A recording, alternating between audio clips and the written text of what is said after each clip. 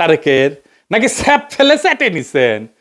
ওই নিজেই তার আলপিনে প্রচ্ছদ প্রতিবেদন করেছিল তেলে ডুবে যাচ্ছেন তারেক রহমান। ওই তেল এখন তারেক রহমান কিছু দিচ্ছে, রেখে দিছিল নিজের জন্য। তো প্রথম আলো যে বিএনপি কি পরিমাণে ভালোবাসে, ভালোবাসা যে কত সেটা একটু দেখি। আসেন। লিখিচ্ছে বগুড়ায় তারেককে ঘিরে আছে খুন সন্ত্রাসে জড়িত নেতাকর্মীরা। মতিউর রহমান এখন শিওর, এখন আর খুন সন্ত্রাসে জড়িত নেতাকর্মীরা তারেক রহমানকে ঘিরে থাকবে না। গ্রেনেড হামলা মামলা নিয়ে করছে তাজউদ্দিনকে পাকিস্তানে পাঠায় ডিজিএফআই। জানতেন খালেদার সম্মতিতে বসুন্ধরার কাছে 100 কোটি টাকা চাইছিলেন তারেক। জিজ্ঞাসাবাদে বাবর তো বতি ভাই কয় টাকা দিছে আপনাক? সাব্বির খুনের ঘটনা চাপা দিতে আপোস রফা।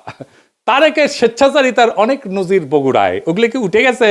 আচ্ছা, তারেক কি হিসাবে বগুড়ায় এত উদ্বোধন স্থাপন করছেন? আরো লাগবে, ওর পায়ে পড়তেও সময় লাগে না, ধাক্কা দিয়ে ফেলাই দিতেও সময় লাগে না। মূল উদ্দেশ্য হচ্ছে টিকে থাকা, যেন তেন প্রকারের টিকে থাকা। তো এইগুলো কি জার্নালিজম, বস্তুনিষ্ঠ সাংবাদিকতা? এই নিউজগুলো যদি সত্য হয় তাহলে মতিউর রহমানের কি তারেক রহমানের প্রত্যাবর্তনে মিটিং এ যায় তারেক রহমানকে দেশে কেন আসলো না সেই নিয়ে কান্নাকাটি করা যায় নৈতিকভাবে? এটা জায়েজ, এথিক্যালি উচিত এইটা? হাদি গুলি খাওয়ার পরে শিরোনাম করেছিল তফসিলের পরের দিন প্রার্থী গুলিবিদ্ধ, হাদির নামটা পর্যন্ত লেখে নাই। এতই